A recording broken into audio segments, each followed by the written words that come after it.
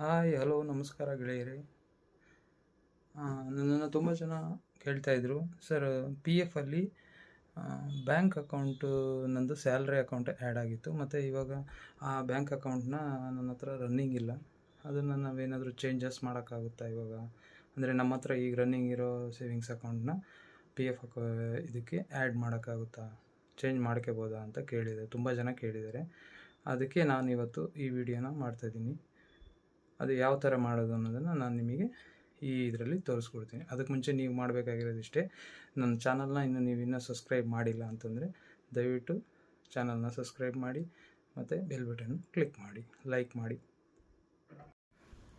Okay ಗೆಳೆಯರೆ, ನಾನು ಆವಾಗಲೇ ಹೇಳಿರೋ ಹಾಗೆ ಇವಾಗ ಬ್ಯಾಂಕ್ ಅಕೌಂಟ್ನ ನಿಮ್ಮ ಇ ಪಿ ಎಫ್ ಅಕೌಂಟಿನಲ್ಲಿ ಯಾವ ಥರ ಚೇಂಜ್ ಮಾಡ್ಕೊಳ್ಳೋದು. ಈಗ ಫಾರ್ ಎಕ್ಸಾಂಪಲ್, ಈಗ ಕೋಟಕ್ ಮಹೀಂದ್ರ ಬ್ಯಾಂಕ್ ನಿಮಗೆ ಡಿಫಾಲ್ಟಾಗಿ ನಿಮ್ಮ ಎಂಪ್ಲಾಯರು ಆ್ಯಡ್ ಮಾಡಿರ್ತಾರೆ.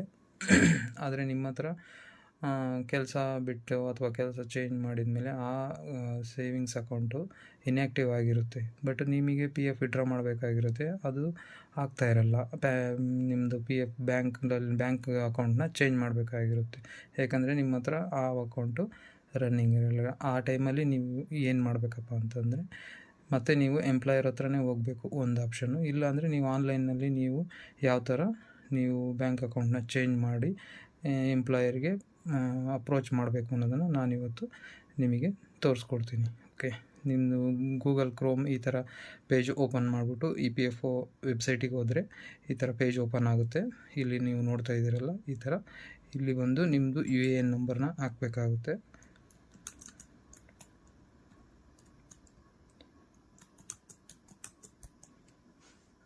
ಹಾಗೆ ಪಾಸ್ವರ್ಡ್ ಕೂಡ ಹಾಕಬೇಕು.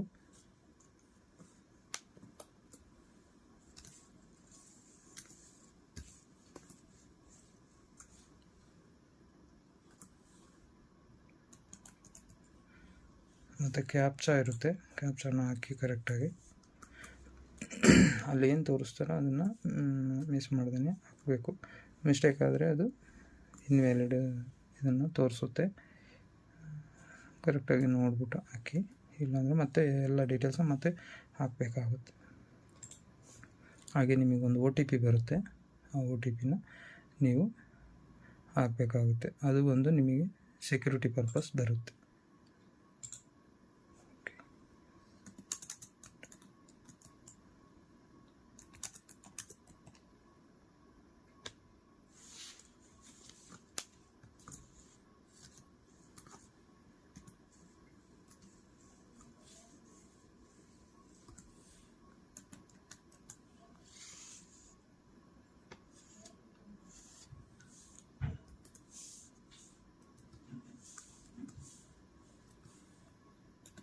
ಇದೇ ಕೆಲಸನ ನೀವು ಸೈಬರ್ನವ್ರ ಹತ್ರ ಹೋದ್ರೂ ಕೂಡ ಮಾಡಿಕೊಡ್ತಾರೆ. ಬಟ್ ಅವರೆಲ್ಲ ಸ್ವಲ್ಪ ಚಾರ್ಜಸ್ ಮಾಡ್ತಾರೆ, 200-300 ರೂಪಾಯಿ ಚಾರ್ಜಸ್ ಮಾಡ್ತಾರೆ.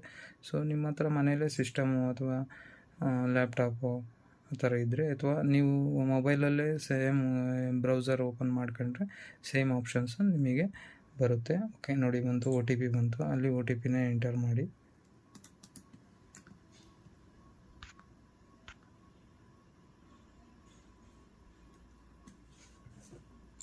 ಮತ್ತು ಕ್ಯಾಪ್ಚಾ ಕೇಳುತ್ತೆ. ಏನಕ್ಕೆ ಈ ಥರ ವೆರಿಫಿಕೇಷನ್ ಬರುತ್ತೆ ಅಂದರೆ, ತುಂಬ ಫ್ರಾಡ್ ಮಾಡ್ತಾಯಿದ್ದಾರೆ. ಏನಕ್ಕೆ ಅಂದರೆ, ಸುಮ್ಮನೆ ಒ ಟಿ ಪಿ ಇಸ್ಕೊಂಡು ನಾನು ಪಿ ಎಫ್ ಕ್ಲೈಮ್ ಮಾಡಿಕೊಡ್ತೀನಿ ಅಂತಂದ್ಬಿಟ್ಟು ನಿಮ್ಮ ಹತ್ರ ಒ ಟಿ ಪಿಗಳನ್ನು ತಗೊಂಡು ಅದು ಏನೂ ಬೇರೆ ಅಕೌಂಟಿಗೆ ಹೋಗೋಕ್ಕೆ ಸಾಧ್ಯ ಇಲ್ಲ. ಯಾಕಂದರೆ ಅದು ಎಂಪ್ಲಾಯರಿಂದ ವೆರಿಫೈ ಆಗಿದ್ದರೆ ಮಾತ್ರ ಅದು ಆ ಅಕೌಂಟಿಗೆ ಮಾತ್ರ ನೀವು ವಿಡ್ರಾ ಮಾಡ್ಕೊಳಕ್ಕಾಗುತ್ತೆ. ಅಲ್ಲಿವರೆಗೂ ನೀವು ವಿಡ್ರಾ ಮಾಡೋಕ್ಕಾಗಲ್ಲ. ನೋಡಿದ್ರಲ್ಲ, ಇದು ನಿಮ್ಮದು ಮೇಯ್ನ್ ಪೇಜ್ ಬರುತ್ತೆ. ಇದರಲ್ಲಿ ನೀವು ಬ್ಯಾಂಕ್ ಇದಕ್ಕೆ ಹೋದರೆ ಯಾವ್ದು ಅಕೌಂಟ್ ಡೀಟೇಲ್ಸ್ ಆ್ಯಡ್ ಆಗಿದೆ ಅಂತಂದ್ಬಿಟ್ಟು ಇಲ್ಲಿ ತೋರಿಸುತ್ತೆ. ಪರ್ಸ್ನಲ್ ಇನ್ಫಾರ್ಮೇಷನ್ ಅಂತಿದೆಯಲ್ಲ, ಈ ಕಾಲಮಲ್ಲಿ, ಈ ಪರ್ಸ್ನಲ್ ಇನ್ಫಾರ್ಮೇಷನ್ ಕಾಲಮಲ್ಲಿ ಆಧಾರ್ ನಂಬರ್ ಫೀಡ್ ಆಗಿರುತ್ತೆ, ಬ್ಯಾಂಕ್ ಅಕೌಂಟ್ ಫೀಡ್ ಆಗಿರುತ್ತೆ, ಪ್ಯಾನ್ ನಂಬರ್ ಫೀಡ್ ಆಗಿರುತ್ತೆ. ಓಕೆ, ಈಗ ನಿಮಗೆ ಬೇಕಾಗಿರೋದು ಯಾವುದಪ್ಪ ಅಂದರೆ ಇದು ಬ್ಯಾಂಕ್ ಅಕೌಂಟ್. ಇದು ವೆರಿಫೈ ಆಗಿದೆ ಈಗ ಆಲ್ರೆಡಿ.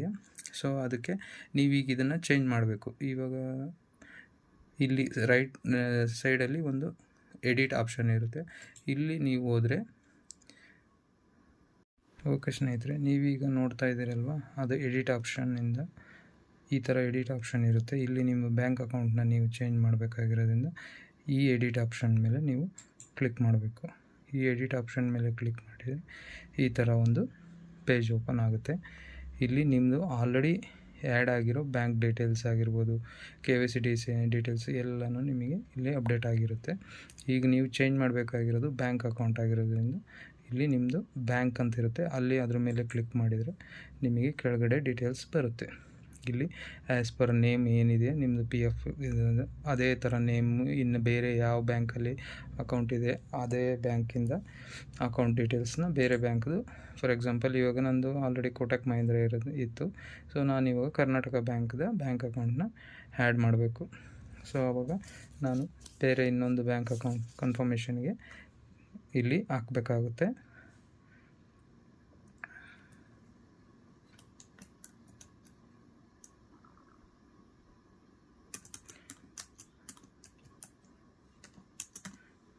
ಈ ಥರ ಬ್ಯಾಂಕ್ ಅಕೌಂಟ್ ಡೀಟೇಲ್ಸ್ನ ಆ್ಯಡ್ ಮಾಡಿ, ಮತ್ತು ಇಲ್ಲಿ ಸೇಮ್ ಇಲ್ಲಿ ಏನು ಬ್ಯಾಂಕ್ ಅಕೌಂಟ್ ಡೀಟೇಲ್ಸ್ ಹಾಕಿದರೆ ಇದೇ ಬ್ಯಾಂಕ್ ಅಕೌಂಟ್ ಡೀಟೇಲ್ಸ್ನ ಇಲ್ಲೂ ಕೂಡ ಹಾಕಬೇಕಾಗುತ್ತೆ.